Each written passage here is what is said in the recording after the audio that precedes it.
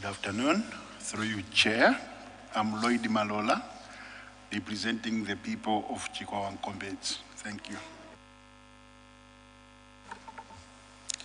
Good afternoon. Through you, Chair. I am Hope Tonge Zamba, representing people of Lower Southeast. Thank you. Good afternoon, Chair. This is Emmanuel Joseph Mseteka, representing the people of Kasungu Northwest. Thank you, Chair. Thank you. Edward Chilega Banda, Chairperson for the Local Authorities and Rural Development Committee. Let me also invite the Secretariat to do introductions. Thank you, Honorable Chairperson. My name is Charles Makarani, Parliament Secretariat. Thank you. Through you, Honorable Chairperson, I'm Chikosa Banda, Parliament Secretariat. Thank you. Thank you. CEO and the delegation, just to mention that we have Parliamentary TV covering this meeting, just for your information. I now hand over to you for introductions, and after introductions you may wish to offer your remarks and invite and proceed to make a presentation. Thank you. Thank you very much. Through you, Chair, my name is Clement Stambuli. I'm the Chief Executive Officer for Lilongwe City Council.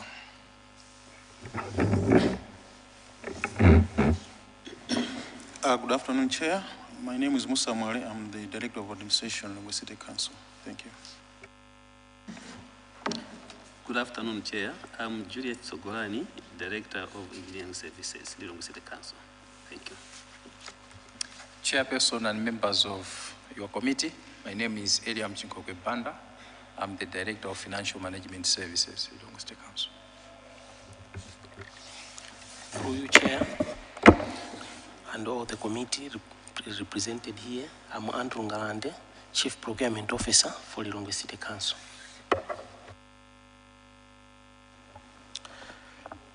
Through you, Chair, my name is Gift Kasamira, Deputy Director responsible for economic planning from Lilongwe City Council. Thank you, Chair. Thank you. Before I hand over to the CEO, Mwatila Gwira zintu ziwili. CEO ame alikuti. Kumaso upanda nzimai. Anyway, you may proceed, Madam CEO. Thank you very much. Well, please accept our apology. We thought it was an all technical team issue. So that's why we had excused the mayor. Yes. Next time, we are invited. The mayor will be with us. Probably the mayor and the deputy mayor, so at least you can have the feel that you have mentioned of not having a lady. Yes. And also, we also have other very senior ladies that will accompany us next time. Yes. Let me take this opportunity to thank you most sincerely, Chair, for inviting Lilongwe City Council. And we feel honored. Honored because, as you are aware, we have been bestowed with this huge responsibility of managing the CDF. It's for the first time that huge resources have been devolved to the level of councils.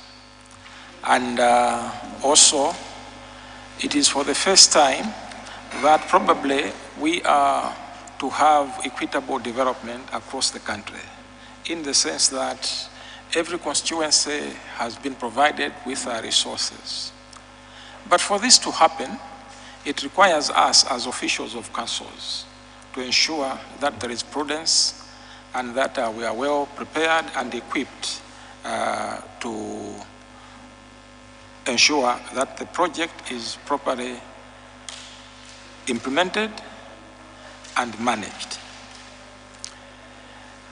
In the case of Lilongwe City Council, we have had a number of meetings with our elected officials, We are talking of members of parliament and also councillors, because we do take cognizance that whatever we do, the people out there look out at the elected officials as the ones who are delivering or not delivering. So we feel we cannot implement this without fronting our elected officials. And just this morning, we're supposed to have a meeting with MEDEF. MEDEF came to call on me last week, where they wanted to advise that now they are ready, they have received funds, and they are to start rolling. So I told them that no, it is not enough for you to come to me. I require the elected officials to be here.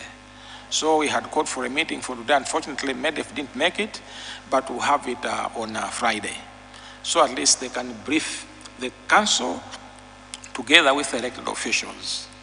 Because I'm quite aware that people out there, when they heard that there will be loans in the CDF, it means the elected officials are on the spot.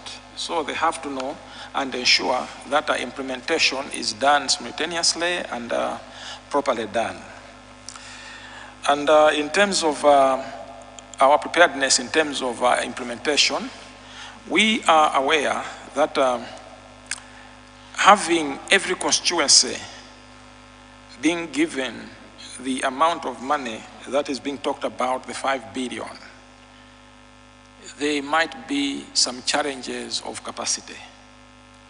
And Lilongwe as a city, we are one of the councils that has got much more to do in terms of road infrastructure. As you are aware, you drive around Lilongwe. Lilongwe is your home. As members of parliament, you come here and you have driven around. You know how our roads are. They are not in good condition. And also other challenges, issues of sanitation, and so many issues that we have to look at. So as a council, we sat down and we said, look, let us not pretend that we can do it by ourselves. We should have partners.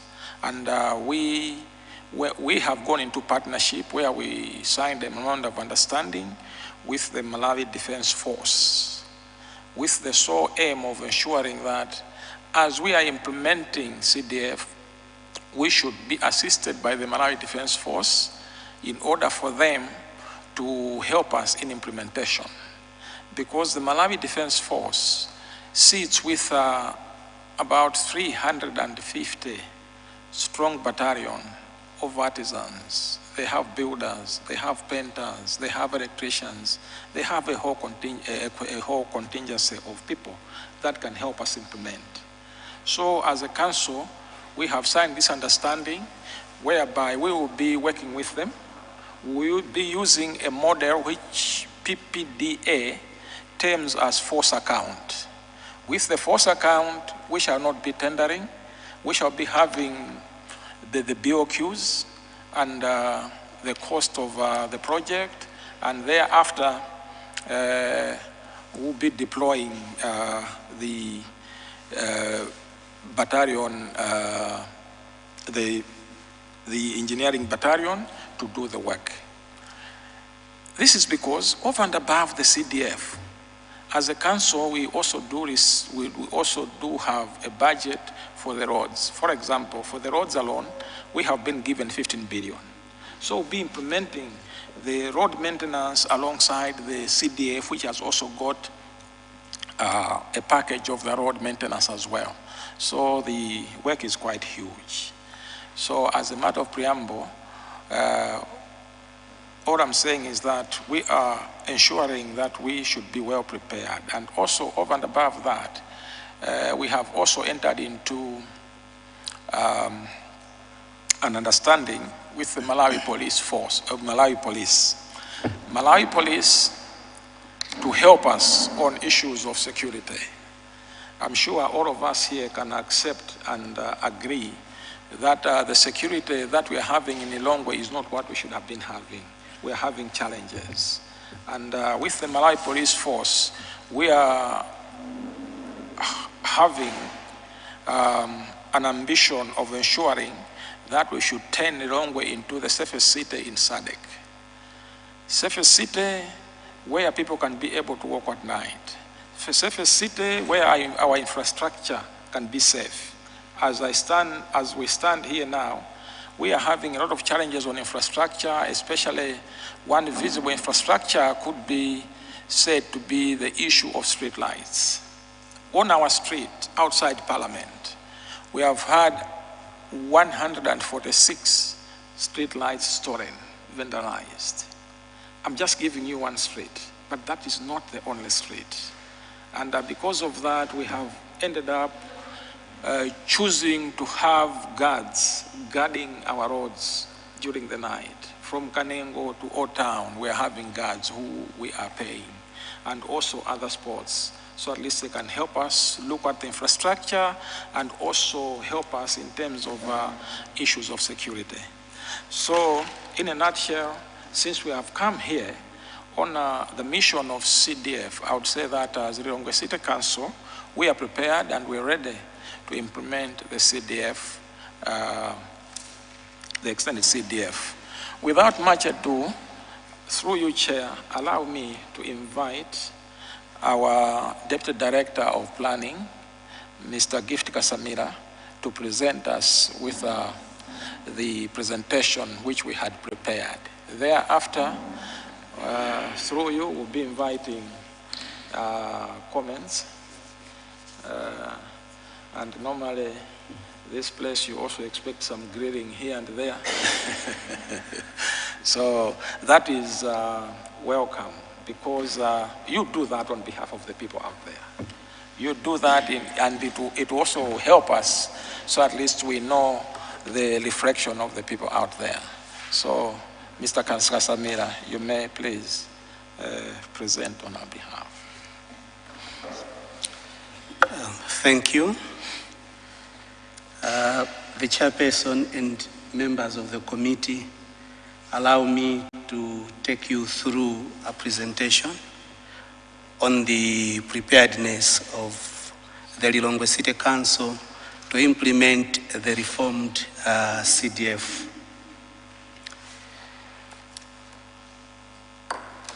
The presentation will follow the following outline.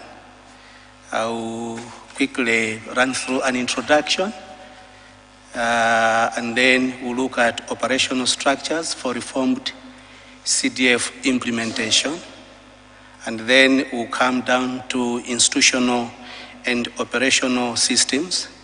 That will take us down to capacity of the council to manage and supervise the projects, and then we will conclude with anticipated challenges.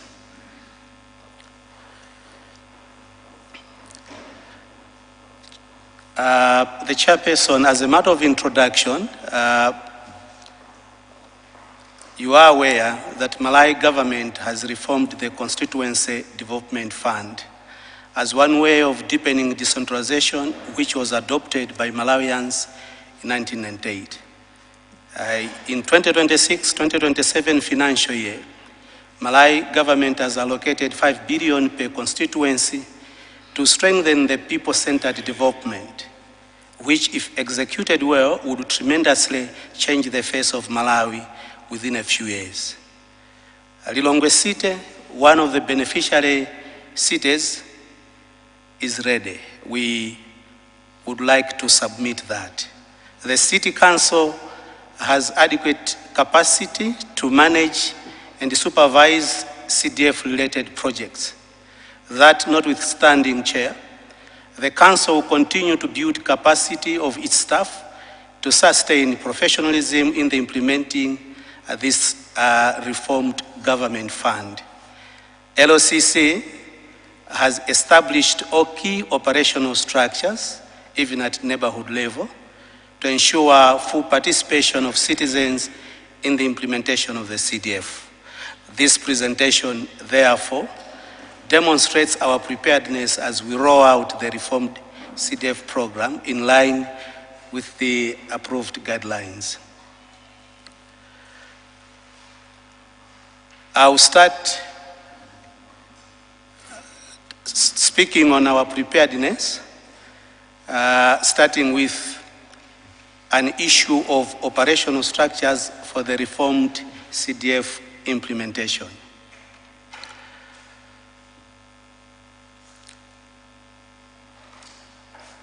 In the first place, we will demonstrate our preparedness as we talk of the community structures that have been established at ward level across Lilongwe City.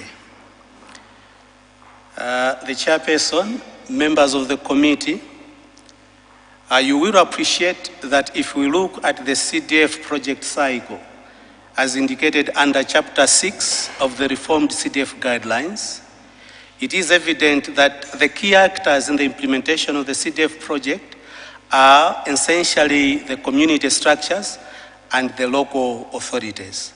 And these structures must be in place to ensure smooth implementation of the Constituency Development Fund approved interventions. Now, on our part, under the establishment of community structures, the Lilongwe City Council, in the first place, did facilitate elections of neighborhood committees in all wards across the city. Of course, except for one ward, where the electoral process was a bit disrupted, but measures are underway to put that particular structure in place. There is a point of order. Yes, what is? Thank you, Chair. You might be surprised that maybe we are looking on the phone. You might be thinking this house is not serious. Some of us, we can't look at a far distance, so the presentation is on the phone. Don't take any offense there. Thank you very much, Chair. Sure. CEO, you may wish to switch off the mic. Thank you. Thank you, Chair. I was talking about what we have done so far on the establishment of community structures. I did mention to say that the Lilongwe City Council has facilitated elections of neighborhood committees in all wards across the city. There is one ward that was not really complete with the establishment of neighborhood committees, and plans are underway to put those particular structures in place. We'll be doing that this week. On the same issue of establishing community structures, the Lilongwe City Council do realize that Ward Development Committee is pivotal in the consolidation of community needs and the development of project proposals based on ideas generated from the neighborhood committee meetings. To date, the Lilongwe City Council has already established ward development committees in all wards across the city. Of course, with exception of Kawale Biwi Ward, where we will actually be undertaking this particular election later this week. And our plan is actually to organize a workshop soon to orient these committees on the fund and their specific roles in the implementation of the reformed CDF once the funds have been dispersed in the council accounts. The council has also looked at the issue of establishing constituency development committee. Constituency development committees, Chair, do consolidate identified projects to be implemented in the constituencies. And currently, the 12 constituencies have been put into 4 zones that will be supervised by teams comprising of staff from across the council directorates. And the teams are expected to facilitate election of the constituency development committees in the 3 wards constituencies falling under their respective responsibility, preferably preferably next week. That's our plan. The budget has since been approved, awaiting funding. On our preparedness, with regards to our engagements with NGOs and civil society organizations, you will appreciate, Chair, that these are also key to ensure provision of technical assistance, capacity building, civic education to community structures, including ward development committees, project implementation committees, and community development committees. Already, Lilongwe City Council has set up a database for the city registered non-governmental organizations and community-based organizations, especially those that are operating from within the city. We are ready to collaborate with these organizations to make sure that implementation of the CDF is actually a success.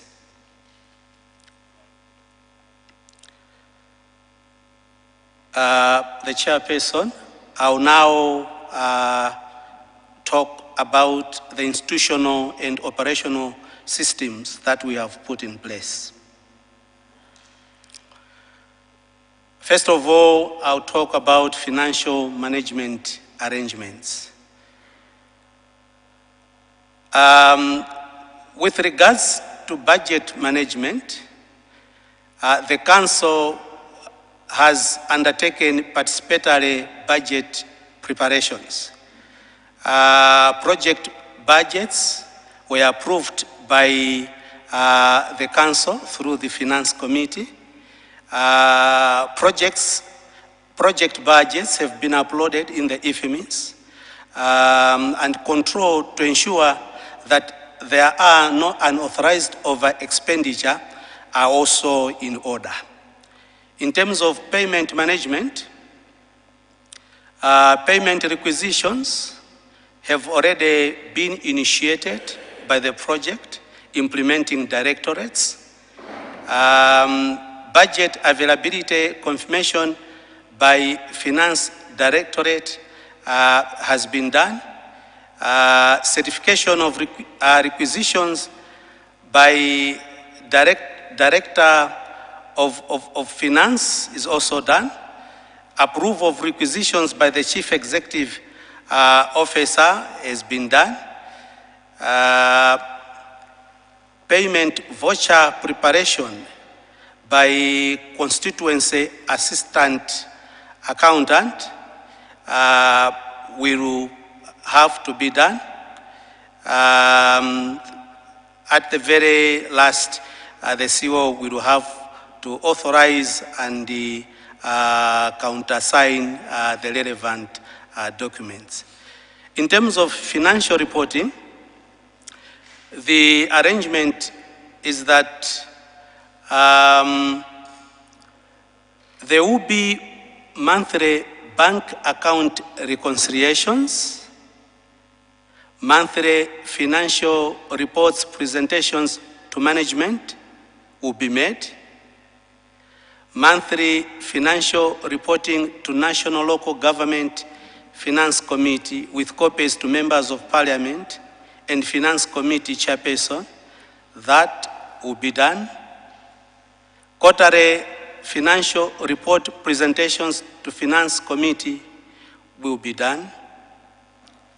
Annual financial reporting and external audits by the Auditor General will also be done.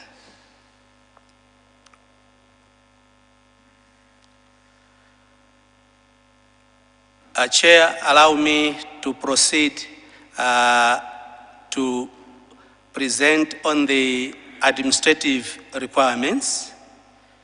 In Article 6.2 of the CDF guidelines, C.2.1, which is talking about establishment of the constituency office, in order to manage the significant increase in infrastructure and administrative workload, local authority shall establish a constituency office in every constituency. This is an administrative requirement under that article. Now, to date, we are pleased to report that a memo was written to all councillors to assist in the identification of offices to be used, of structures to be used as constituency offices. And currently, 2 offices have been identified and inspected for Baira and Ngwenya constituencies. As for Masinta constituency, we have made a commitment to use Chilinde site office, which is accessible and spacious. Regarding procurement of stationery, office furniture, and fittings, a requisition for the procurement of stationery, furniture, and fittings has already been prepared. It's currently being processed in the MANEP. Regarding provision of security and cleaning services, we already have service providers for security and cleaning services that will be used. Guards and cleaners will be deployed once the offices are made ready. In terms of mobility, Chair and members of the committee, specifications for electric vehicles and motorcycles have been prepared. We have opted to purchase electric vehicles and motorcycles. A requisition for the procurement of electric vehicles and motorcycles was already submitted, and motor vehicle running costs have been budgeted for. In terms of utilities, the council has already budgeted for electricity and water that will be required at these offices. Payments will be made as soon as the offices are occupied.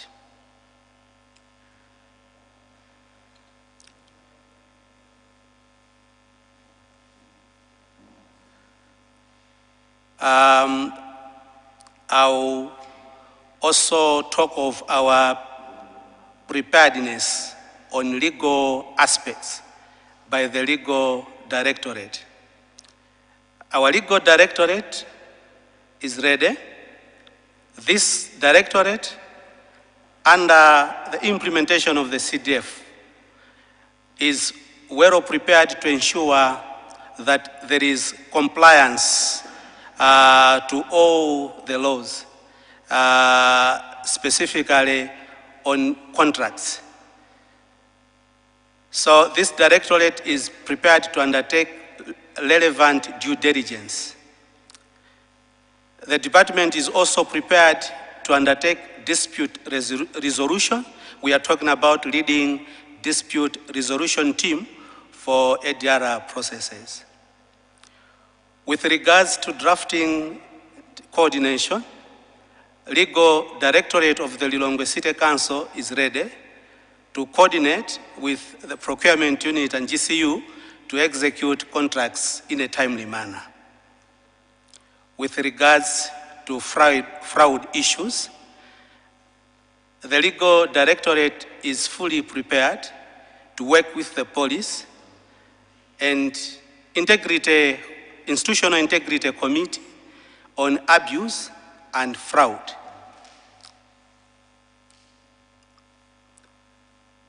The chairperson, members of the committee, allow me just to highlight selected approved activities to be implemented under the administration budget of the reformed CDF.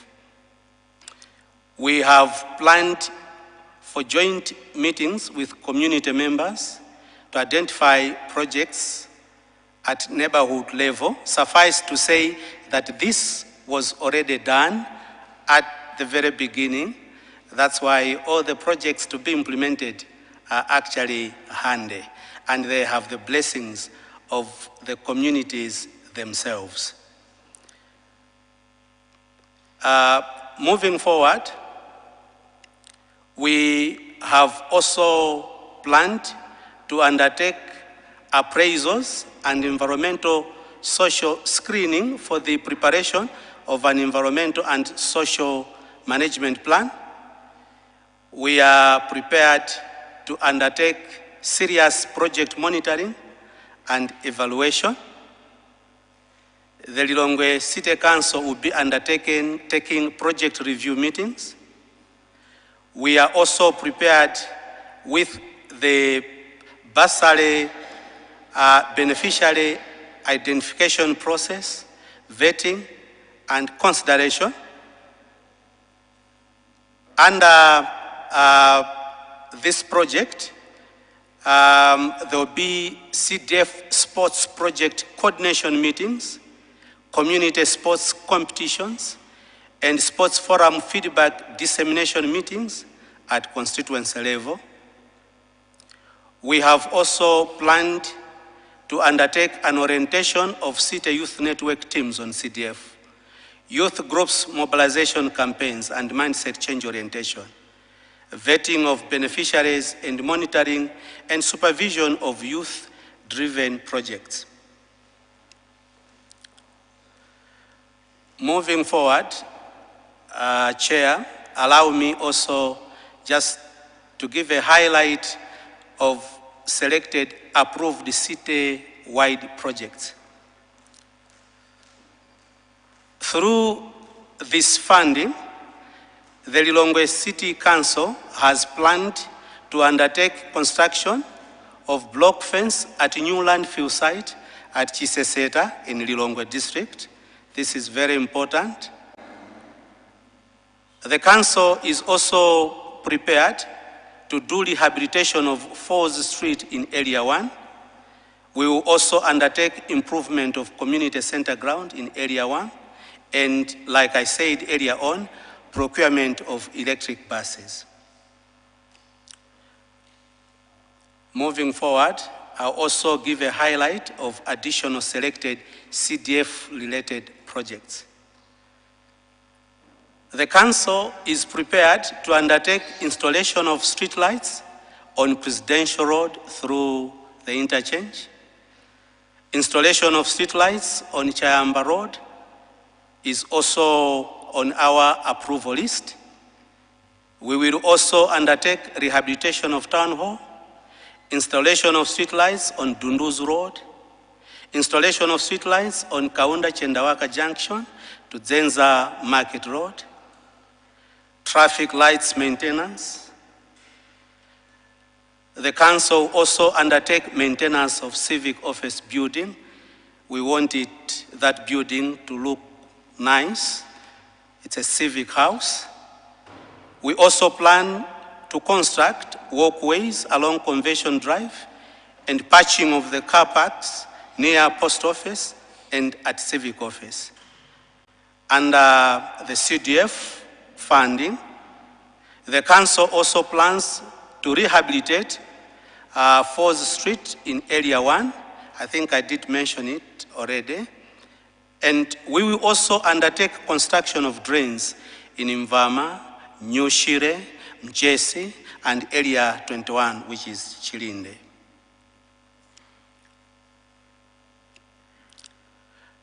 A chair with regards to community participation on the reformed CDF project, we are saying community participation will be done at all levels, including project identification, where neighborhood committees will directly engage communities to generate project ideas, which will culminate into ward-level action plans. We'll be doing that on a yearly basis. Community participation will also be evident through project prioritization and consolidation to be facilitated by such community-level structures as ward development committees, community development committees, respectively. Community participation will also be evident during project screening and project appraisals. The City Council closely works with community governance structures. And community participation will also be evident during project monitoring, which will involve political leadership, ward development committees, and project implementation committees at community level. And the budget for these project activities has since been approved, awaiting funding. In terms of stakeholder engagements and partnership, this will be done through Community Development Committee project prioritization and consultation meetings and national level monitoring and evaluation visits, because the ministry officials will also be coming to the Lilongwe city to undertake monitoring of projects under CDF. LOCC will leverage on the partnership which already exists with the Malawi Defense Force and work on the contractual agreement to empower MDF to construct some selected sustainable infrastructural developments across the city. You will appreciate that MDF has capacity and reputation for quality and durable infrastructure projects. The chairperson, allow me to talk about capacity of the council to manage and supervise CDF projects.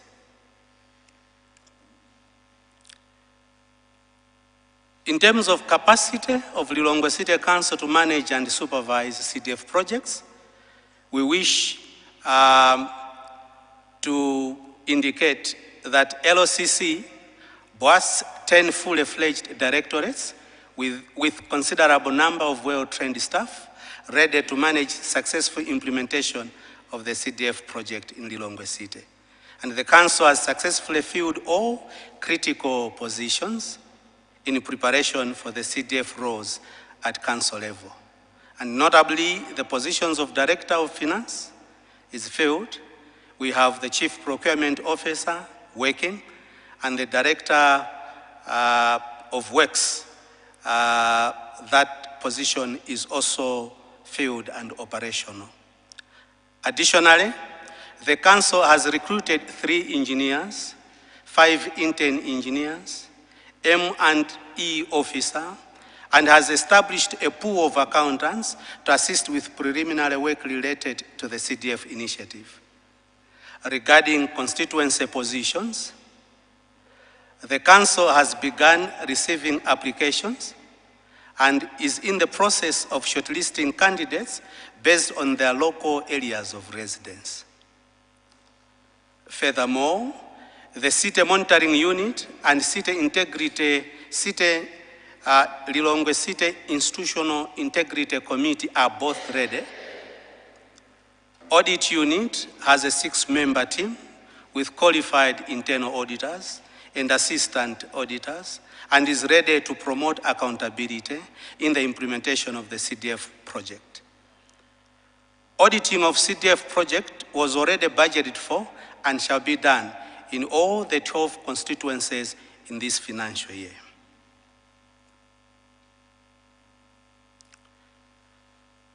Chair and members of the committee, allow me to finish off with just giving a picture on the anticipated challenges.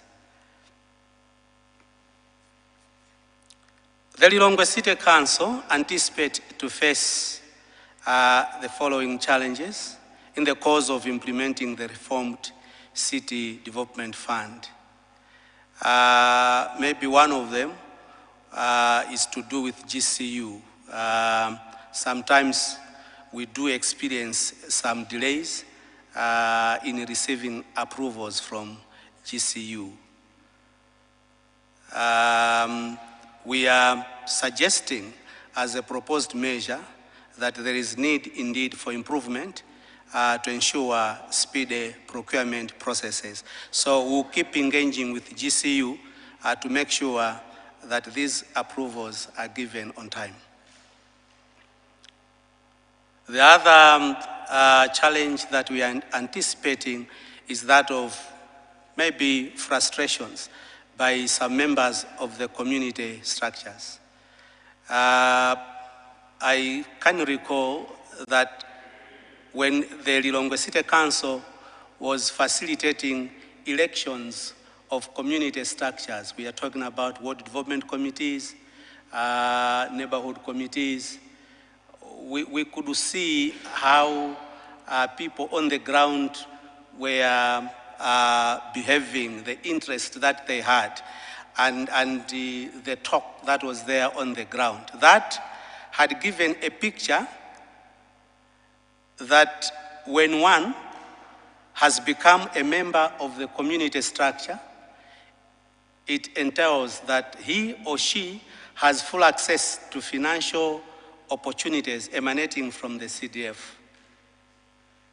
Once this fund is rolled out, as soon as it becomes clear that there is no personal financial gain, we anticipate that maybe some members of these governance structures might be somehow frustrated, and some may be thinking of quitting membership.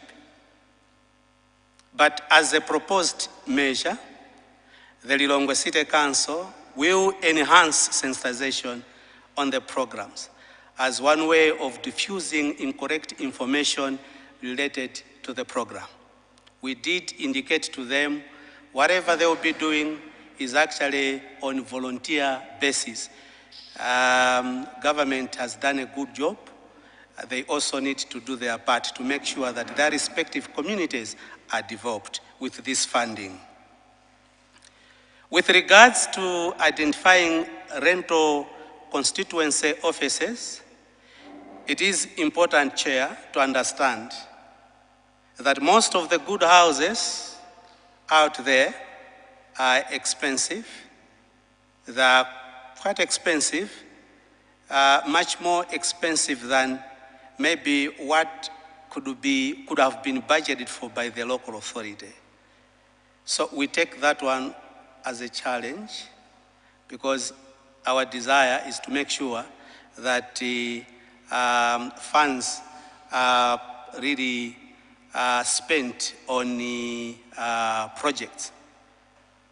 Again, use of agents attracts viewing fees and other charges that may also affect the budget for the rented offices. Additionally, what we have discovered is that it is not very easy to find a rented house with all the specifications, because to begin with, they are built as dwelling units and not offices. As a proposed measure, there is need for clear guidelines on the use and access of CDF offices, considering political dynamics that take place on the ground sometimes. The last challenge that we are anticipating is that of vetting projects, vetting loan and bursary beneficiaries. We realize that that would be a bit challenging, but as a proposed measure, program guidelines should be strictly followed. We'll make sure we follow the guidelines to the latter. And in so doing, we believe that vetting of projects should be done with ease.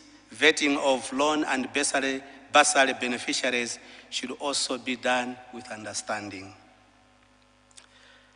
The chairperson and members of the committee, this marks the end of our presentation. Thank you for listening.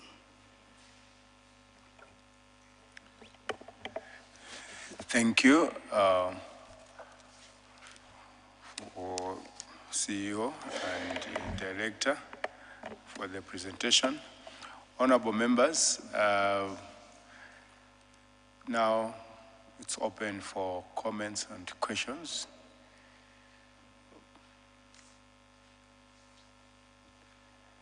Yes, Baraka Lilongwe, Karonga Town, and Kasungu Northwest, and then we finish with Zomba Ntonya. Thank you. You may proceed, Baraka Lilongwe. Once again, through you, Chair, I've got a number of questions. Once again, I'm Idrissa Ngunga, Member of Parliament for Baraka Lilongwe. I'll be speaking as a member of the committee, also as a Malawian, being proud of Lilongwe as the capital city. Let me, first of all, thank the management staff of the council for the improvements we have seen in the city the past few years. Our road network has improved. A number of things are improving. Although we have a lot to do, but we can see there are bigger changes happening. Number one, it may not be a question, but a concern. I drive from Balaka, entering Lilongwe every week when I come to Parliament. The face of the city is looking very ugly. It doesn't matter how beautiful the woman is, but if she doesn't put on proper makeup on the face, everything now becomes bland. So when you enter Lilongwe, if I'm visiting maybe from South Africa, from another country, if I'm a visitor, I'll not be impressed that this is the capital city of Malawi until I get to city center. Can we do something about the face of the city when we enter? Number one. Number two, I've got a very serious issue with maintenance. Lilongwe, being a capital city, I don't expect to see potholes everywhere. If it's on the N1, I mean on the M1, I mean there's some, I will expect that it's a small place, but Lilongwe being the capital city, the executive is passing through the same road, the MPs are passing through the same road, you guys also are passing through the same road, everybody, including the engineers. Look, I use that Biwi road all the time. It is terrible. Can we have, the problem is not the issue of infrastructure. Our problem is to do with maintenance. So you have one pothole today, you leave it. Tomorrow you've got another one. In 6 months' time, the whole road is finished and everybody is watching. Do we have a proper, maintenance team that if something breaks, you can quickly go there and fix it, especially when it comes to road infrastructure? Because this road didn't get finished overnight. It's a process. Can we have something that, at least is in place all the time? If something breaks, tomorrow somebody will go and fix. Issue number 3, you've spoken about the structure to make sure that there's no corruption. It is not easy to curb corruption. I'm talking from experience because I've worked on projects and I know what happens inside. Apart from the normal structure, do we have another structure to make sure that it monitors the other structure? Number one.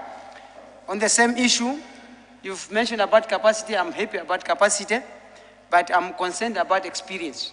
We may have the capacity, the right guys with the right degrees, right qualifications. But if these people, they don't have the experience, we may run into another problem because now we'll have a lot of unfinished projects. And on the same issue, to finish with, you've got 12 constituencies. So that's a very big chunk to deal with. It's not an easy job. Do you have a contingency for political interference? I know there will be political interference, whereby there will be some people talking in small corners, in dark corners, whereby you need to abide by. And you have to do a job, but somebody also is whispering in your ear, and you can't just ignore them. What is the contingency for political interference to make sure that the jobs are done properly? Issue number 4. Would that be the last one for now? The last one? Honorable. All right, let me... Thank you. Okay, the last one is, I just want to find out, why electric?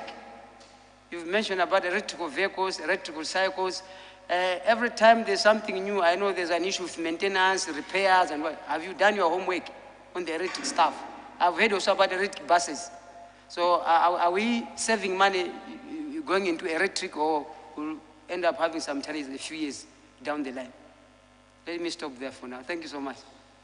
Thank you. Karonga Town. Thank you very much. I'm Danish Tonya, Member of Parliament for Karonga Town. I had an issue on EVs. I think my fellow honorable member has already indicated the choice of EVs that you have made in your presentation. On procurement, you've mentioned, you have pegged the procurement plan or planning on 6 billion. Is it not only 6 billion? I think if you can check that's right. I'll run so quickly. The other issue, I think my colleague has also lamented on that one. You have lined up the city-wide projects, the street rights on Presidential Road and other roads. But I think in the morning, if not mistaken, we were worried about investment versus vandalism. The roads that you are mentioning, even the new ones, the 3 ways, the 6 lane, the Presidential Way, they had street rights. I think the contractors fixed them, and then we have lost them. What strategies are we putting in? We are going to invest additional money to replace those street rights. What are we going to do to make sure that we sustain them?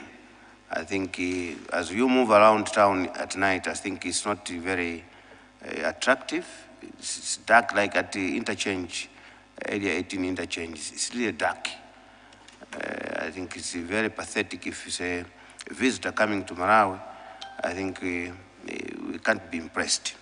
Along that, I am looking at the billboards along our roads in the city. Sometimes they can become very dangerous to the drivers. They're all over. You can't see even the signages, the road signages. You all see the billboards. But we seem, as city, we have prioritized billboards everywhere. And the roads don't look nice. And the road signages cannot be seen, but we see the billboards only. And if somebody comes from Tanzania or South Africa, they may not know where to turn to maybe go to city center. There are no road signages, but we have more billboards. I don't know, maybe you're making a lot of money out of that. I'm not very sure, but the roads don't look nice. I think these good roads that we have built, they don't look nice. Everywhere you see billboards. I don't know, driving becomes very dangerous. Mr. Honorable Chair. The last one. The last one. Please. I was looking at the number of projects lined up, the city-wide projects, versus the amount of money. Maybe, I don't know, maybe you made an assessment already. I am looking at the numbers versus the allocation. And also looking at the number of staff that you have lined up versus the 5%, which you are supposed to get from CDF, engineers, economists, a lot of them. So will you sustain the salaries, will the salaries be sustained on these staff that you are engaging or you have already engaged? And also the number of citywide projects versus the allocation that is put in the CDF. Thank you, Honorable Chair. Thank you, Honorable Kasungu Northwest.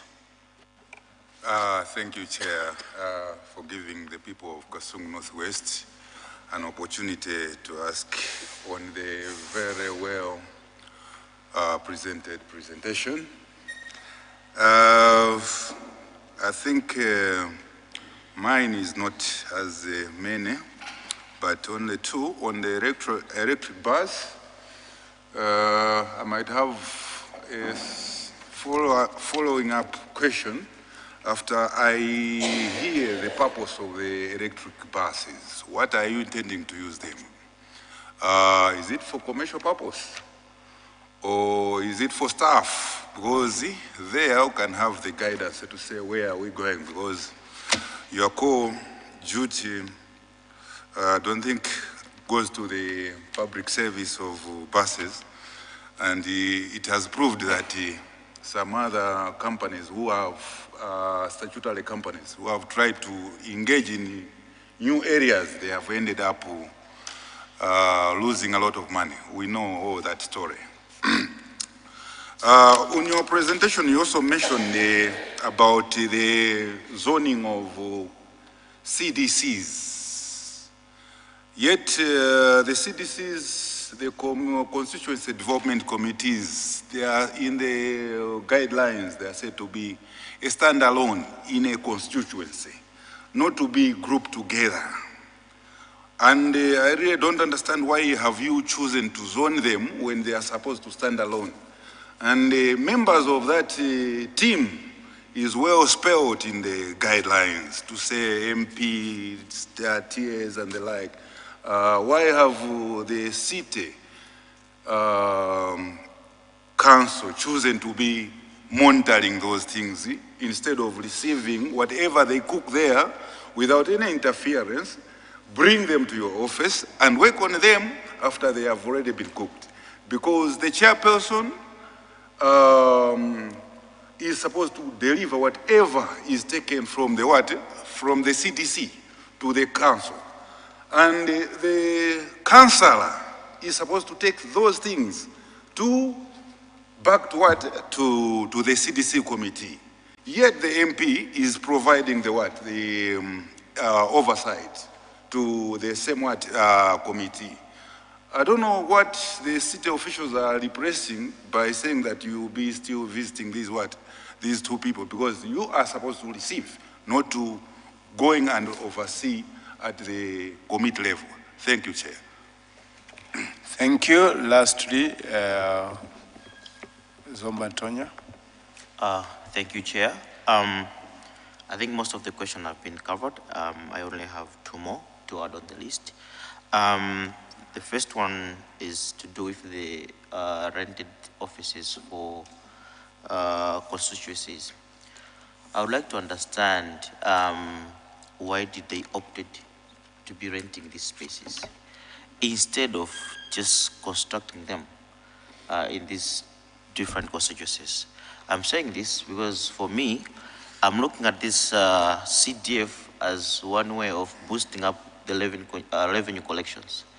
So if we are continue renting these spaces in different constituencies, what does that mean when it comes to the city council in boosting up with the revenue collection?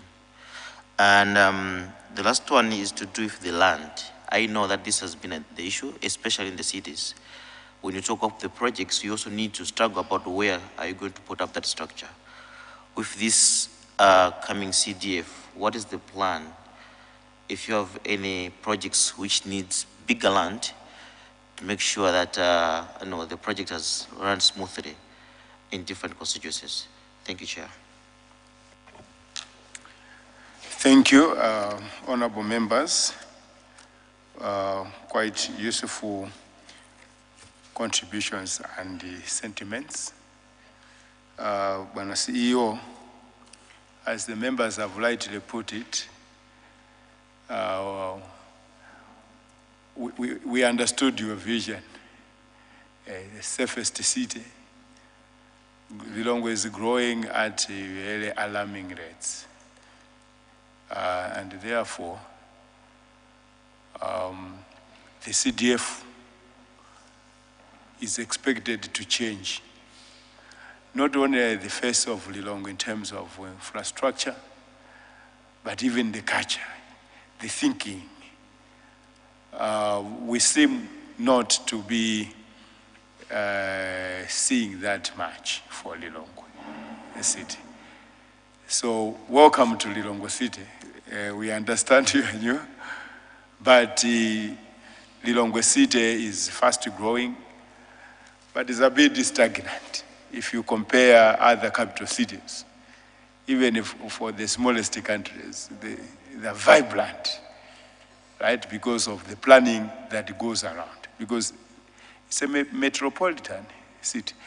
So we appreciate the update on the CDF, but you can see that honorable members already, because they know Lilongwe City, as any other city or any other local authority, must focus on improving service delivery. And that is really a challenge. So, Bwana CEO, let me just add so that you may respond and we go towards the closing.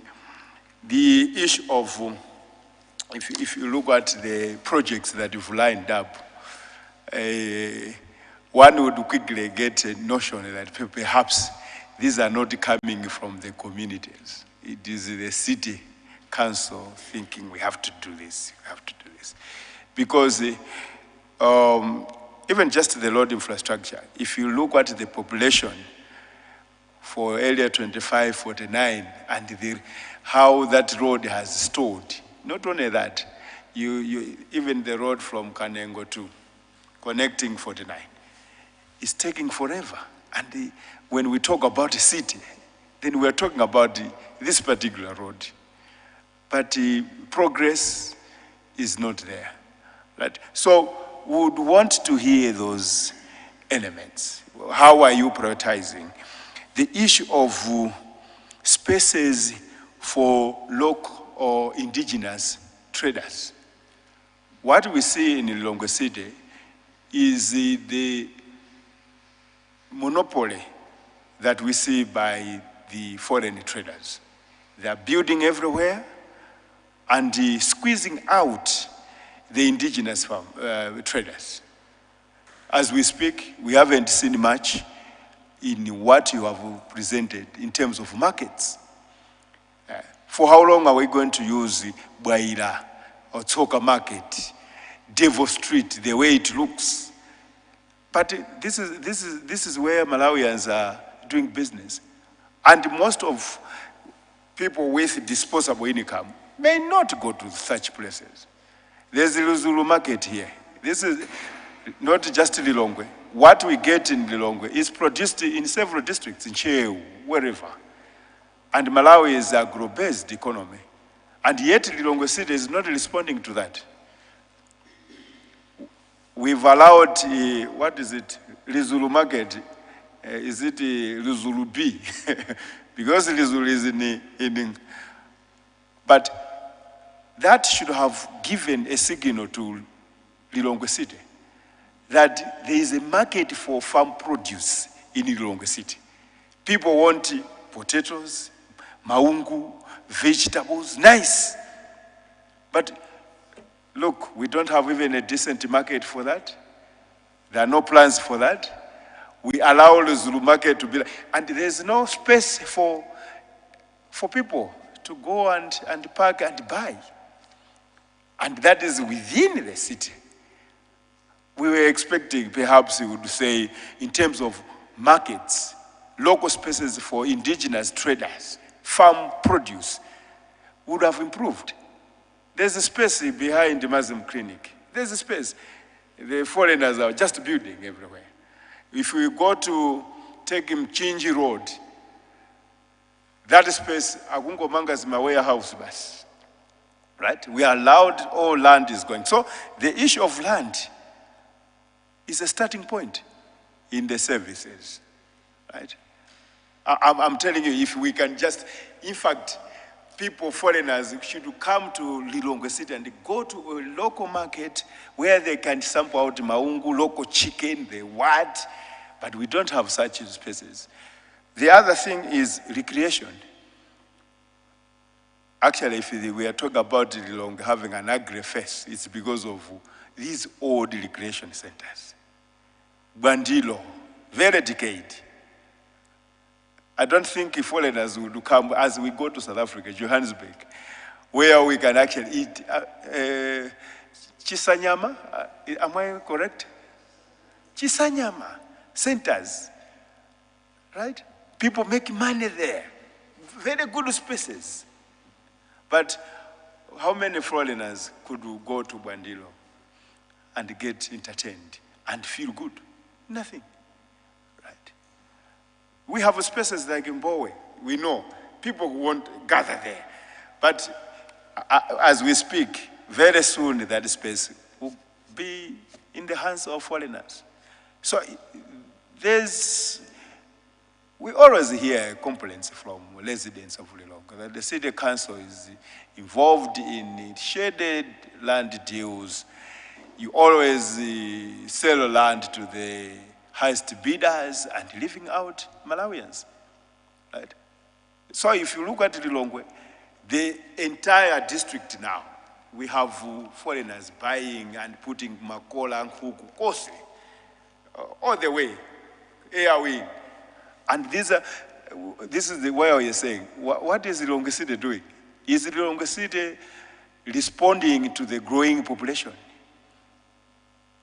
Why are you not getting new land? Air Wing, I think Antole Melagwambili, they've gone there. But if you go to Air Wing, good houses, there are no market spaces, there are no school spaces, no hospital spaces, the roads, or even access roads to say we are going into this area. Nothing. And yet the city is keeping watching. We simply don't know. So this service delivery is a challenge. You mentioned about the issue of the town hall rehabilitation. Which one, Bwana Director? Are you trying to rehabilitate? By the bridge? No, not that one doesn't need rehabilitation. That one needs demolition. And then we need a proper space, because a town hall is where people, the residents, can host meetings, provide feedback to the city. You go to the ES, they call town hall meetings, right? And these are good spaces. People can go and input their shops, their word. We cannot, in this age, we can't be talking about that town hall to be rehabilitated. For what? To be used for what? Bwana CEO, pepani. Let's have proper spaces where we can have such facilities. They're very important. Issues of bus stops, right? So what we see is more the Lilongwe City Council pushing out Malawians from spaces where they can get markets or they can get customers, right? So let's just give a good example of Waka Waka. That whole area is gone. Who is buying that area? Foreigners, not even Malawians. The city is consuming a lot of our own food. These days, with the health issues, people are getting back to local food, organic food. Yeah, Waka Waka Market is that side now. I don't know what name it is called. But how many people can drive out and get to there? In fact, even the Waka Waka spot is far. So we need a proper space that we can access our own and benefit the farmers. I don't know, but the issue of land is getting out of hand, and we really need to look at that. Lastly, the issue of, we've liked the issue of NGOs or civil society, or you're talking about partners. I think it would be good to learn more how the city council engages partners. How do they inject their resources into your budget? Are they independent planning, or you are moving towards having one budget, one report, and where they are responding to, contributing to that? I think that would be great. I was worried, the CEO talked about the members of parliament being involved, very good, councillors, but as the Kasungu West, Northwest indicated, there seem to be contradictions with the guidelines, because the CDC is connected to the ADC in your case, ward committees, and then we not seem to see much. I got worried when you just mentioned that we've written to councillors to get offices. Are you not provoking conflicts there? Because you have written to councillors, and then that already leaves out the members of parliament. Because we thought that exercise was supposed to be pushed to the CDC. And he mandated the CDC or ADC or the ward committee to look for such spaces. So we are looking at that because these, they may look small, but they would pose a big threat to the implementation and even invite conflicts in the due process.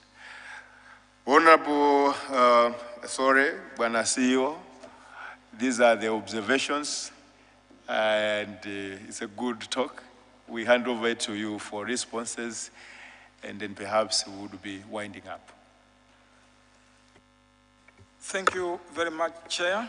And let me also thank your committee for listening to our presentation and also comments and questions made.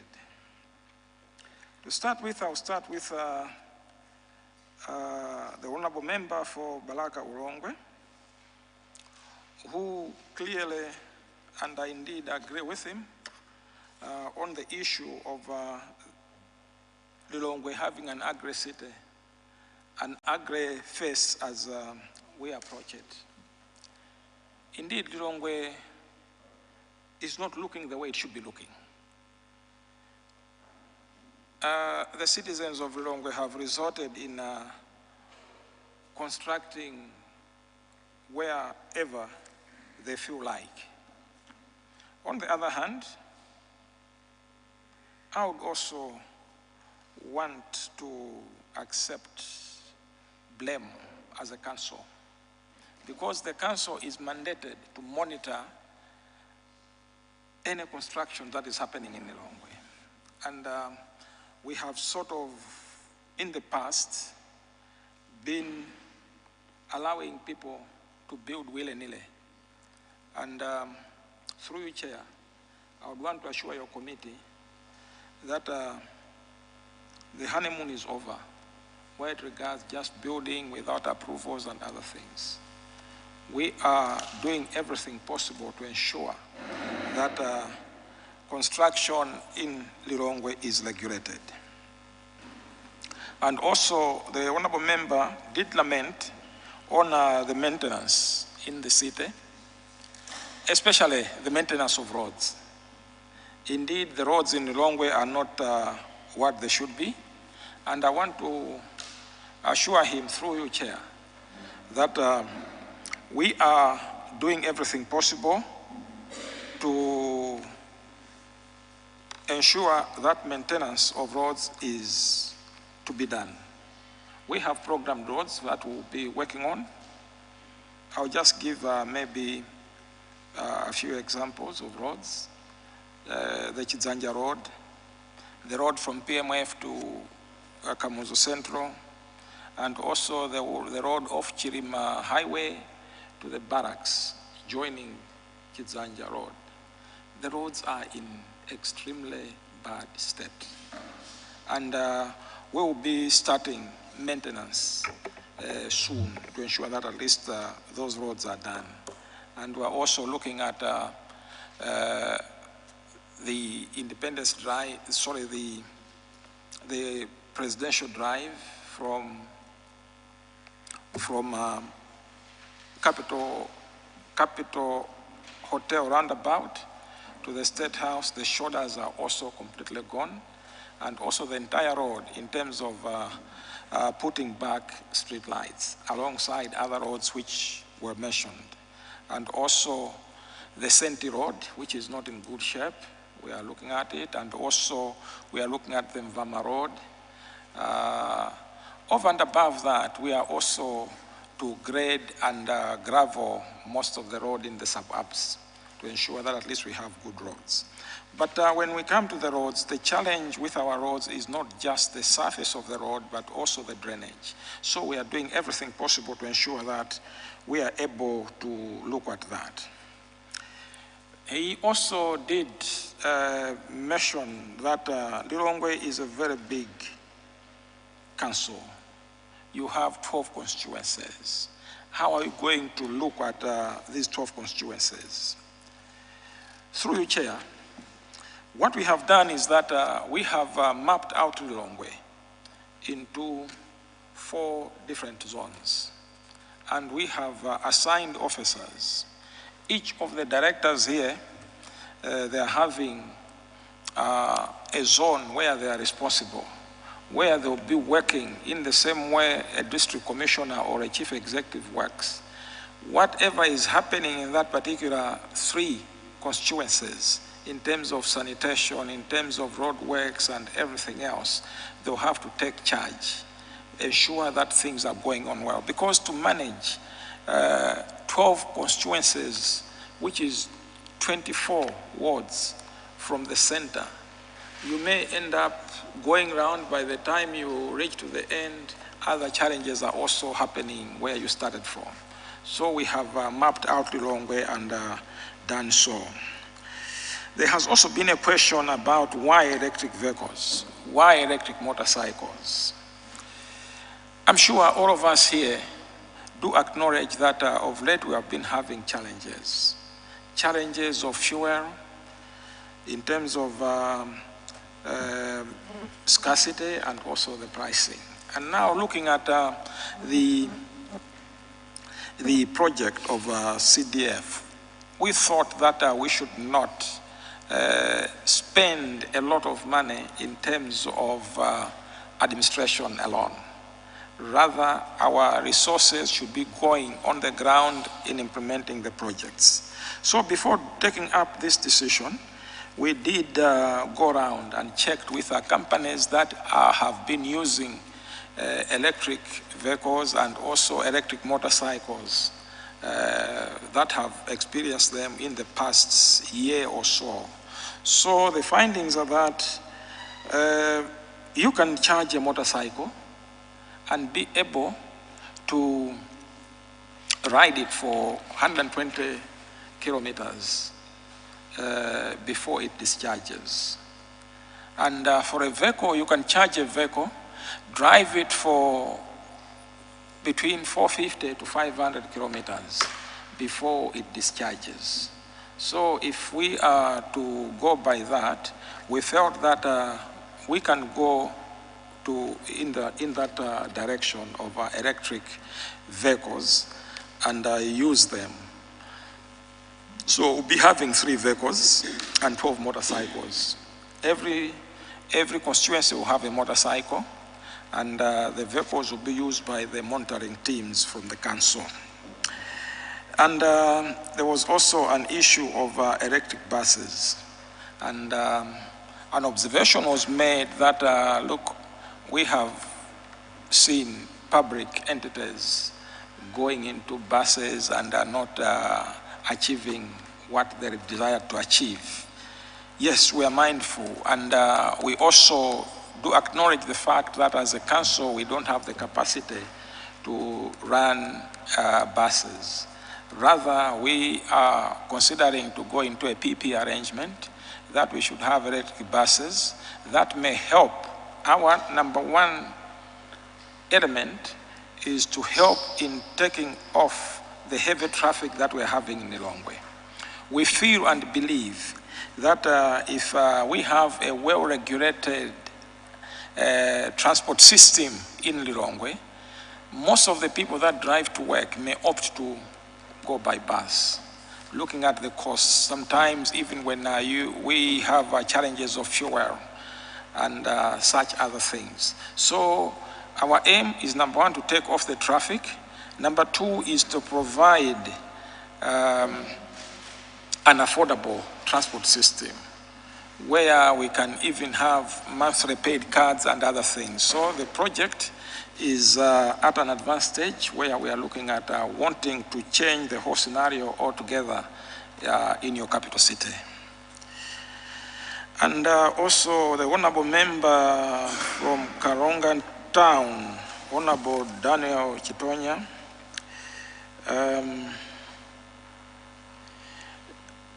did ask about issues of vandalism and also checking as to how we are to curb this. Firstly, I did mention that we are physically on the ground. Maybe you have seen an improvement that most of the lights on the Kanengo to Crossroads, the lights are still there. They are not just there by accident, but because we are guarding. We have got guards guarding. And also on the Saulos Chirima Highway, you have also noted that we are still having lights there that haven't been vandalized because we are guarding. But over and above that, we are also to secure them electronically. We are having some advice as to how that can be done. And also, we are to have a project which we are calling Lilongwe on Camera. The Lilongwe on Camera project is going to have CCTV cameras in most of the hotspots that we have identified.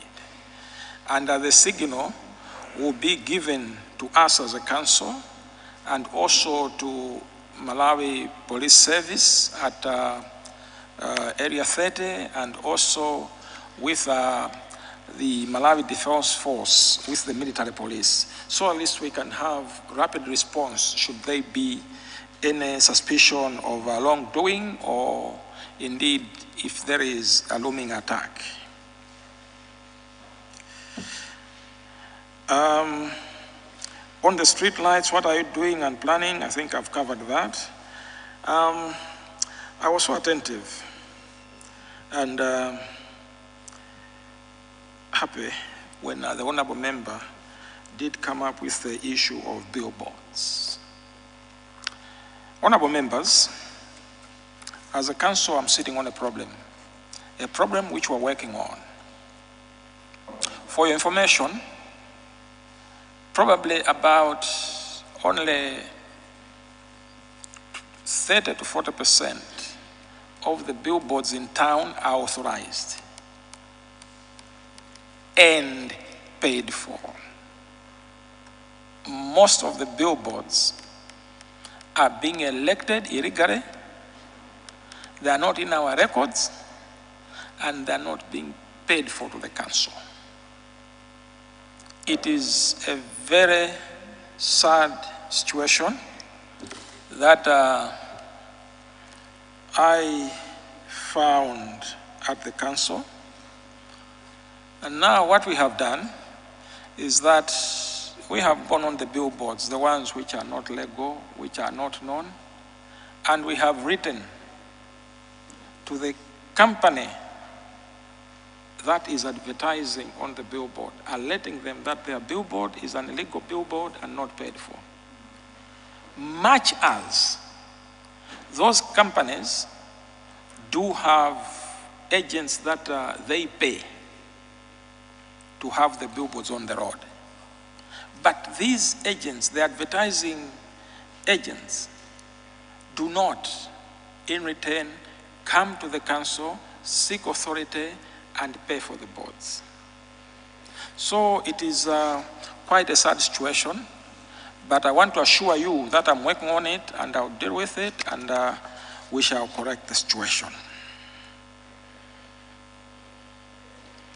And there was also an observation about the number of staff versus the 5% or 10% of the CDF. As you might be aware, Lilongwe has got 12 constituencies, which gives us 60 billion. And with this 60 billion, the 3% is, the 5% is 3 billion, and the 10% is 6 billion. So the projects that we have presented before you here are projects from these two, the 3 and the 6. Whereas the projects that are to come through the CDCs have not been listed. These are the projects that we are mandated to look at. So, as you have correctly observed, that looking at the projects, they seem to be projects which are not necessarily bottom-driven. Yes, it is true, Honorable Chair. These are the district-wide projects and also projects that are allowed to be done through the 5% that is provided. The district-wide projects is at the 10%, whereas the others are on 5%. And Kasungu Northwest did also talk on electric buses, which I have answered alongside the electric vehicles and electric motorcycles. Under the CDC's zoning, probably my colleague did not come out very clearly. What he meant is exactly what I explained, that we have zoned the council into 4 different pockets. However, every constituency has got its own CDC. And the zoning he meant is the zoning of us going and monitoring on the ground as a team from the council. Because what we would want to ensure is that what has been presented is indeed moving. Honorable Chair, there also came an issue of offices. Why rent offices and not construct? On the offices of CDF, we are to have a template where we are to build offices that are identical countrywide.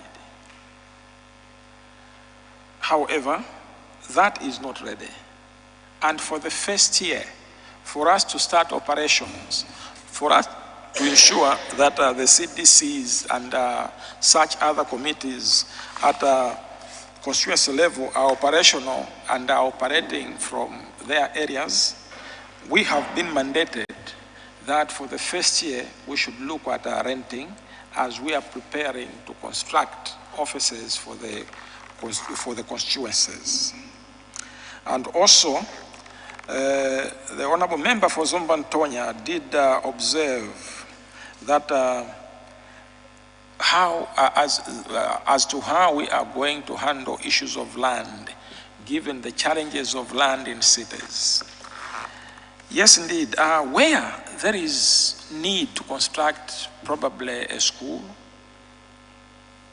a market, and such other infrastructure, we are coming up with innovative ideas where we may construct schools having maybe ground plus 1, which is upstairs, and the higher classes could be operating from the top deck, whereas the infants operating from the bottom, in order for us to try and accommodate the land challenge, so at least we are able to do the most with the little land that we may end up having. Coming to your observations, Chair, you did note that most of the projects seem not to come from the communities. Yes, indeed, as I said, that the projects that we have talked about here are the projects which are district-wide, but we are having lots of projects which are to come from the constituencies. You may be aware, Chair, that all of us were told about the issue of the CDF probably towards the new financial year. It would have been better had it been that maybe the preparations had started sometime in January and that all the structures were put in place. But having come up with a challenge, with that challenge, in our case, our members of parliament, together with councillors, had gone into their constituencies and wards and looked at the projects which are to be considered as being the priority projects, bottom-driven projects. We are just waiting for the CDCs to look at them and approve. However, looking at the time, what were considered as being the bottom-up projects have already been costed. We have planned everything. We are waiting for the CDCs to give a nod to the projects or alter the projects, and then we'll start working on them in form of advertising and doing all such other interventions. Chair, you also made an observation on the road to 49. Maybe let us call it the road from Gateway to Area 25, and from Area 25 connecting on the Lilongwe Kasungu Road at Kanengo. All of us are concerned about the delays that have taken place on that road. We are now sitting probably waiting for that road for a good 36, 40 months. That road is not directly managed by us. It is a project that is managed by central government and the Roads Authority. But we are reliably told that they are doing everything possible to ensure that that project is realized in time, based on what they have submitted as a plan. And this also does apply to the road between Crossroads getting to the roundabout at Area 3 Police. It is a concern for us because as they, in the case of the road from Crossroads to Police, as they have diverted traffic through Area 3, the traffic tends to be too heavy for the design of the roads in those areas. And the roads are being hit hard. We're having more potholes, the edges wearing out. And as soon as they finish, we are aware that we have to move in and also look at that road. Some of the roads were better, but they are worse now because the traffic is too heavy in those areas. So it's a big concern for us as a council because those are the roads that we take care of. So your concern is just as good as our concern. It is a problem for our citizens. It's a problem for the vehicles in town. You must realize that when the roads are bad, we all pay heavily. Because as we drive on those roads, the tear and wear on our vehicles is so high. So taking that into account, we are duty bound to ensure that these things are done and the roads are better in order to secure a lot of things. When there is high tear and wear, we are looking at a high forex in form of import of spares, a vehicle that would have maybe run for a year, it is running maybe for 3 months, you replace shocks and other things. So it is hitting all of us across the board. You also did mention about markets. I'm glad to report that the council is to have a new market. A new market at the heart of Lilongwe, where we will start construction anytime now. Probably by the time we get to July or early August, the project will be up and running. We are constructing a new market at a place which used to be the council rest house. We are building a market which will be ground plus one. I'm talking of a market which will be upstairs. And thereafter, after that is built, we shall offload some of the vendors to that market. It will be a state-of-the-art market, high-class market, maybe one of its kind in Malawi. The designs are just superb. And after that, we will now consider looking at the old market, rehabilitate it, and then make the decisions which we're proposing. Those are the issues we are discussing as well. where do we have a fresh produce market? What is this market going to do? So we'll structure and ensure that we achieve just that. Over and above that, you have also observed that the council is having areas where people are being given plots. But unfortunately, we do not provide services, schools, markets, hospitals. I'm glad to report that of late the council did have plots in Area 27, and we are continuing to the other side of Area 27, where there is provision for such things which we are proposing. So that when people are in an area, it should be a self-contained area where people can be able to dwell and have services. In terms of land challenges, yes, we have land challenges in Lilongwe, and you have also made a very good observation that most of the land is going into the hands of foreigners. Unfortunately, Chair, it is so difficult for the council to control that, because the culprit of giving the land to foreigners is not the council.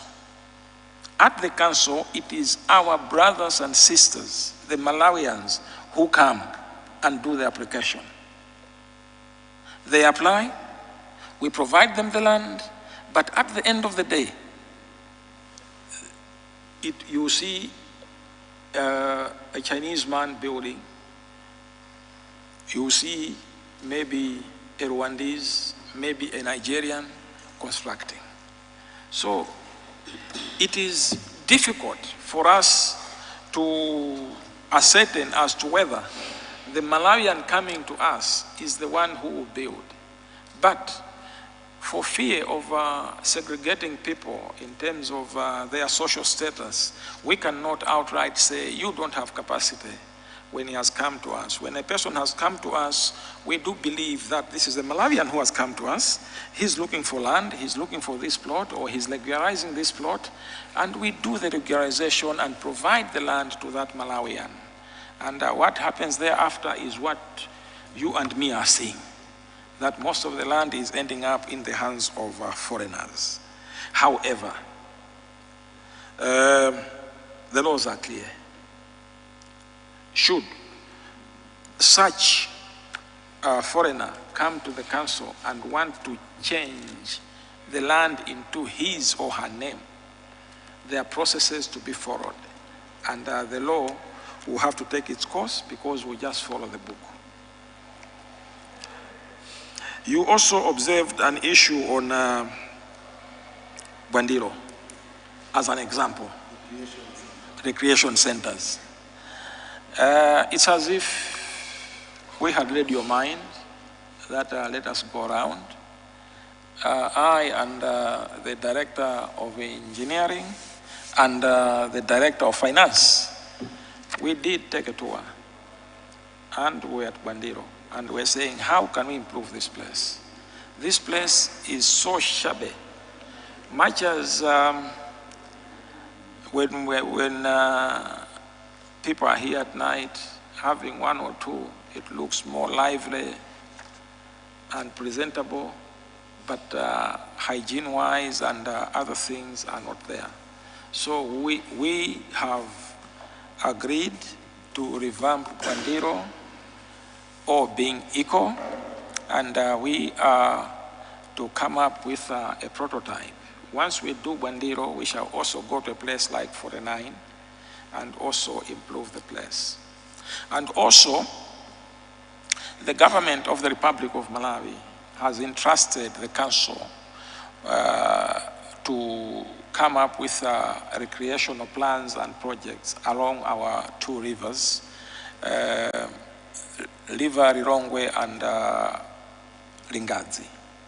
So we are working on how best we can do that, so at least we can have spots where people can go, chill out, and also enjoy themselves, for as long as the developer is able to take into account the recreational part, which we will be prescribing, and the type of structures that we will allow to be constructed in those areas. The issue of selling land to the highest bidders, let me assure you that it will not be there. However,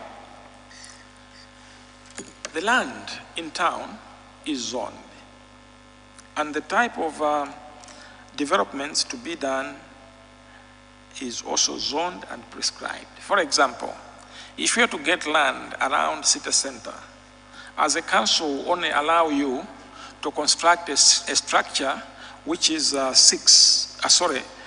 ground plus 6 as a minimum, and not the other types of structures which you see around city center where they build maybe 1 or 2 stories. That will not happen again because the land is zoned. So probably time has come that as Malawians, we have to start learning to work together. If I have got land, I should be in a position maybe to work hand in hand with a bank and come up with a special purpose vehicle to manage the property. Out there, Malawians, let us believe that we are, as Malawians, we could be better off being a 10% shareholder in a $50 million project than being a 100% shareholder in a 50 million kwacha project. So let us learn to work together for as long as it's well structured and good to go. So with that, we can come up and control our own destination. Kenyans have done it better. Maybe as members of parliament, if you have an opportunity of getting into Kenya, learn as to how our colleagues do it, and also come back and filter that to our people. The issue of bus stops, we have taken that into account. The issue of, you mentioned the issue of Waka Waka, that is one of the examples of not us controlling properly the structures in the city. However, we believe that the mistakes that were done in the past will not be repeated in future, because we have learned and also the people have learned. And also, there is a tendency of our people who believe that they can construct anywhere in town without any proper regulation. I am sad to report to you, honorable members, that if you go to Old Town, probably 80% of the structures that you see there do not have any documentation. They're just constructed willy-nilly. The council did not even regulate. So these are the things that the honorable member for Balaka, Lilongwe, did observe. We have structures which do not deserve being in Lilongwe. We have structures which are so bad. But by and by, I hope we'll be able to correct the situation and come up with proper regulations, guidelines to ensure that we correct the situation. Thank you so much, Honorable Chair. And probably it might be possible that my colleagues may want to add a word or two on what I've responded. It's possible that maybe some of you may have noted that I've jumped a line or two on the questions. Please feel free to come in and fill up on what I have omitted. Thank you, Chair. Thank you. Yes. Chair, maybe before you respond, I think CEO has jumped to one question from, is it Balaka? Do we have structures to monitor other structures? I think there was this issue. And the answer is yes. We will have contractors constructing different projects in the city. The Lilongwe City Council has also hired a consultant to supervise those contractors. And Lilongwe City Council also has established a team to monitor both, so that we come up with the quality projects that can last. Thank you.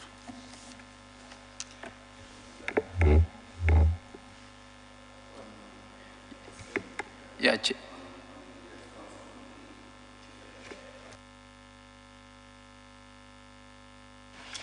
I just want to add to what my colleague has indicated. I think the honorable member from Baraka Lilongwe touched on corruption.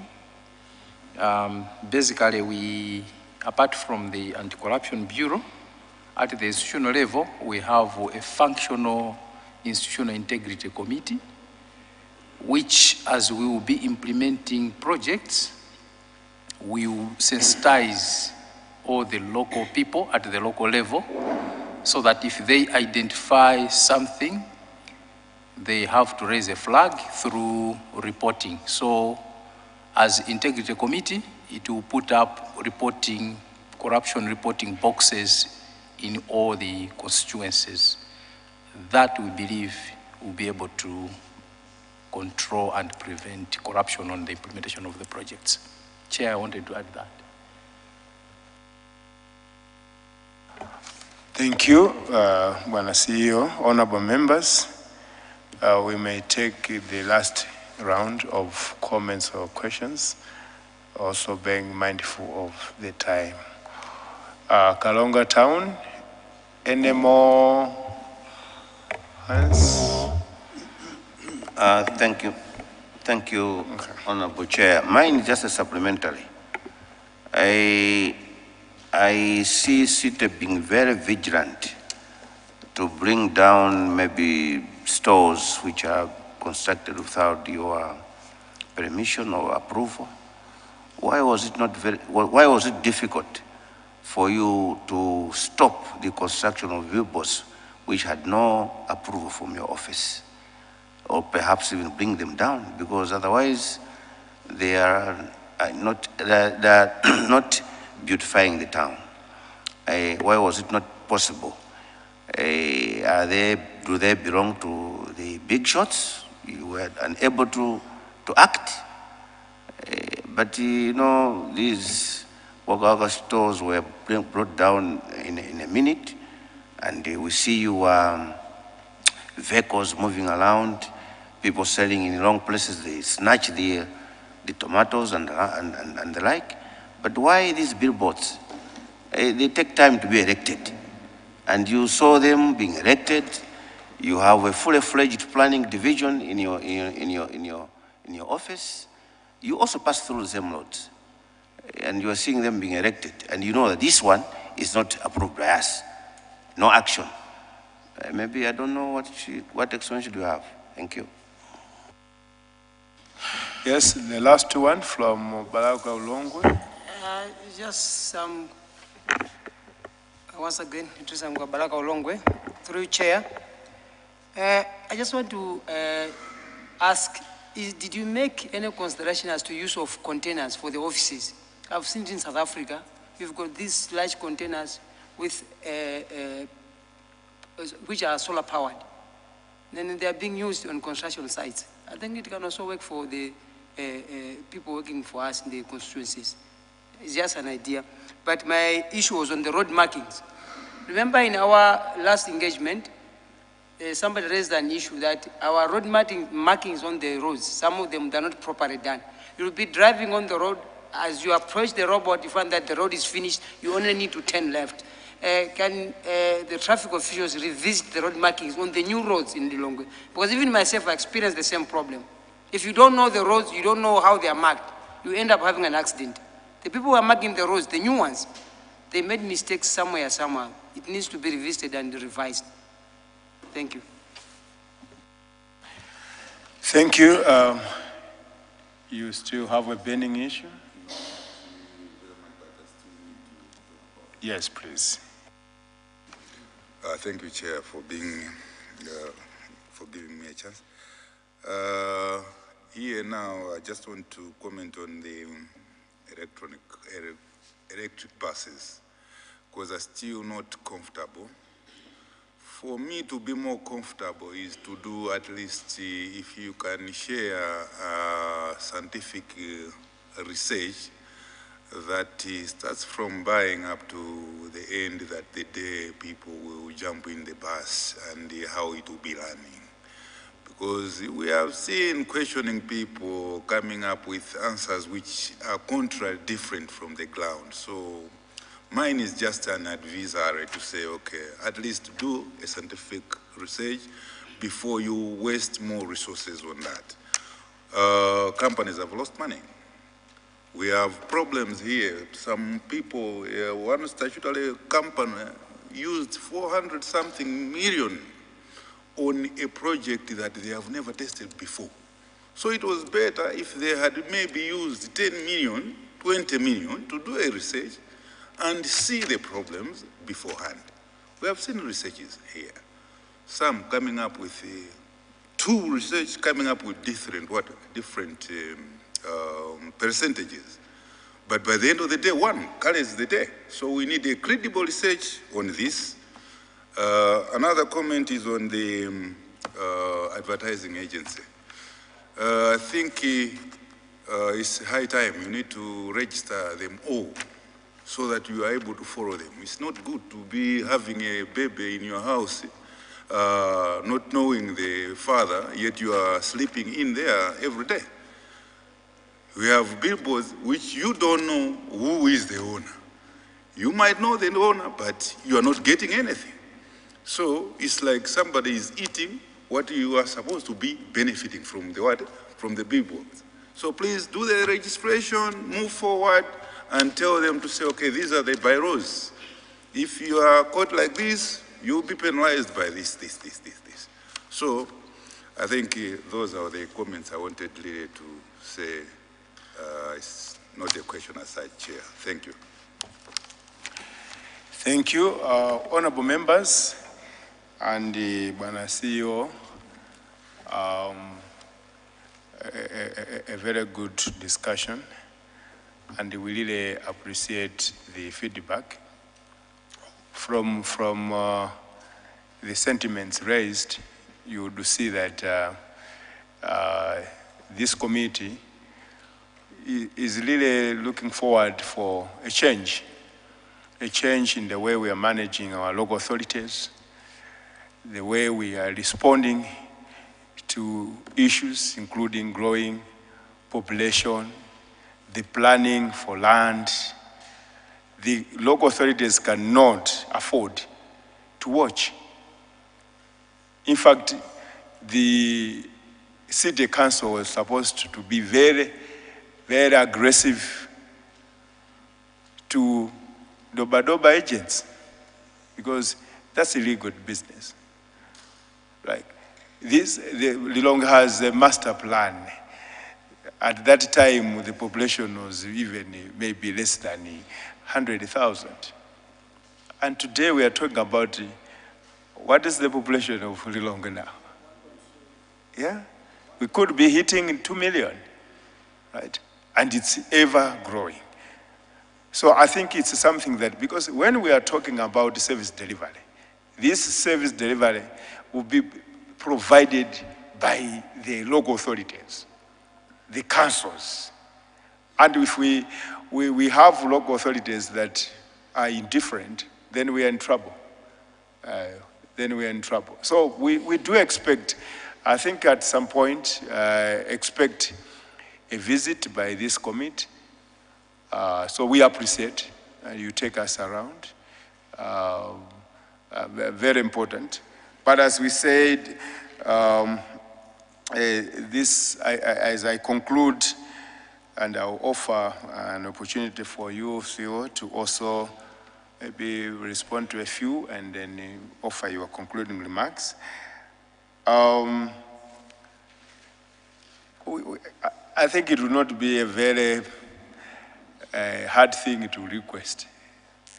And I think at some point, it would really be good for this committee to appreciate the plans for Lilongwe. Because it's a fact, it's not just a hearsay. Lilongwe is the richest city in Malawi. And by that, we expect the city council to be the richest council. But we are allowing resources, revenue, to slip off our hands. Because as they say, the billboards, it's money, right? The markets that we're talking about, it's data revenue, right? These recreations, if they are properly done, the bandiros, it's money for the city council, right? But if people are not appreciating what the city council is doing, then we have problems. They can't even pay the city rents, right? Because they don't see what the council is doing. You talked about plans for, I think the old town just need an overhaul. And we are glad to hear that you plan to have a proper market where in the eastern wing of that particular Malangalanga Road. I hope you've taken into account there's also a hospital there. And what are the plans? We haven't heard, but maybe that's why we would need a separate engagement so that we appreciate. The committee will be happy to input on behalf of Parliament, to input into those plans. Because we have the community ground. We also heard that you want to renovate it. Perhaps people would have suggested that the market goes that way, that direction, so that the river bank of Lilongwe is planned for parks, and in future, it will be good. The Mbowe, it's already a park, but as I said, it's actually a river. Is it a river? Yes, that passes there. It's a dambo, but it's a strong river that goes around and goes down to Lingards, if not Lilongwe River. Right? It's a proper space for, if you go, you've talked about Kenya. Kenya has so many spaces. They look good within town, right? Look at that. The market itself, we have in Zambia, Chimwala. Is it Chimwala market? Lusaka. In Abuja, we have the Wuse markets, right? Very nice markets, and we are lacking those. It will be great. And the last thing, Bwana CEO, the rapid response should not only be about the security. We need also rapid response in terms of regulation and enforcement. To have, as the Kalonga town said, we see people developing in long spaces, and to the even that they finish the buildings, they finish everything, and the city comes in and say, we are demolishing this. At least it doesn't really make good sense, right? So we would really need to have this attention. But all the same, we appreciate the input and the picture that we've had in terms of preparedness for CDF, for the city council. What honorable members have said is part of the preparation. Even if they talk about markets, they talk about roads, it's because we want the CDF to change the way the city council or the local authority is providing services. So we look forward to more engagements very soon. And over to you, Bwana CEO, with a few responses and closing remarks. Thank you very much, Chair. And let me also thank all the members. Kalonga Town did come up with a question on, obviously, he's very right in saying, why not know about the billboards? What is the procedure? What is the planning doing? I'll give you my very personal experience. I went on a spot, a very hot spot, where somebody went to elect a billboard where even the council could not have allowed, at Lilongwe Bridge. Right by the road, they dug a 2-meter pit measuring about 1.5 by 1.5. I went there and I told them to stop. Then they stopped. But then a Malawian business person of Indian origin came to my office and said, it is me who is erecting that billboard. I asked him as to where he got the authority. He had the audacity of telling me that I have not taken any authority, I just went and started. I told him to stop, and remake the pit. He had the audacity of not doing it, and I referred the matter to my director of engineering. And in the grapevine, he went about saying, "Abangajana mene uja, if you don't wika ma billboard ugambira karekare." I got so annoyed when he came to my office, and I asked him, "My brother, could I do the same in a foreign country? If I was doing business in India, could I do this and survive?" He said, "I know, but you know, this, mwakuti, and started coming to me with some political connotations, and I said, look, don't come to me with anything political. I'm not accepting what you are telling me." And Chair, we have got a procedure of putting down anything. Wherever you have seen the council putting down how structures, first and foremost, we do give notices to the people. Because the idea is that when we give a notice, they should pull down themselves. If they haven't, then we go in and help them pull the structures down. But the idea is that they should pull the structures down. And where we are going, as a council, we might decide to sever relationships with some of the advertising agents who have been destroying our infrastructure. I would invite you to drive along the roads. You will see that you have a billboard that has been put, but the erector has not even taken away the soil that he had dug. They don't even care. So, as a council, we're not going to tolerate that. So I want to assure you that as a council, we are determined to ensure that we put in corrective measures and ensure that Lilongwe should be the Lilongwe that Chair and your committee expects. Your concerns are our concerns. And we are not going to stop at anything, but make Lilongwe look and appear to be a real capital of Malawi that we expect to have. There are a number of things. It will take us so long for me to explain, but let me extend the invitation. Let us know when you are able to come. We have got nothing to hide.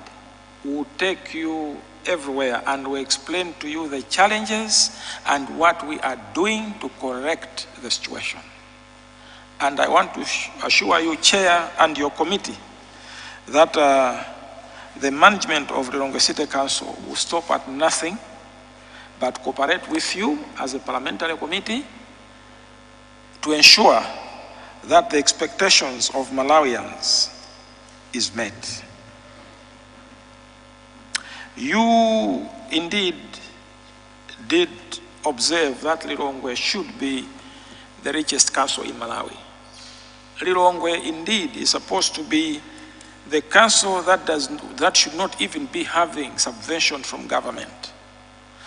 But as I'm sitting here, Chair, Lilongwe has got about 350,000 properties that are supposed to qualify for city rates. But as of now, Lilongwe is only having 47,000 properties on the book, where we go around looking for city rates. And we are doing everything possible to bring in the others.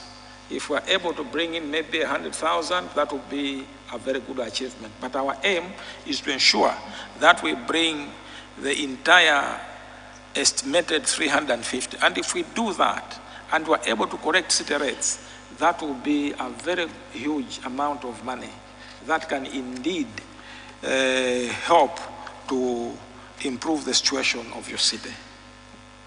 So these are challenges that have been there for a very long time. Some of the challenges would have been collected before. Some of the challenges would have been dealt with if issues were not being handled with kid gloves. But this element of playing a good boy and handling issues with kid gloves are the issues which have made us be where we are. But I would want to assure you, Chair, and the committee, that with my management, we are ready to turn around the situation. Thank you, Chair. Thank you, Madam CEO. I think it would be great for this committee leader to, so whenever we are ready in terms of our schedule, we'll indicate. And feel free, leader, if you look at, we are not just politicians, we are also residents. All members of parliament are residents of the city, by the fact that our offices are here. So we are passionate. We invite our friends. We have visitors that do come here. Sometimes even in terms of sanitation, right? There are spaces where people just pee along the road.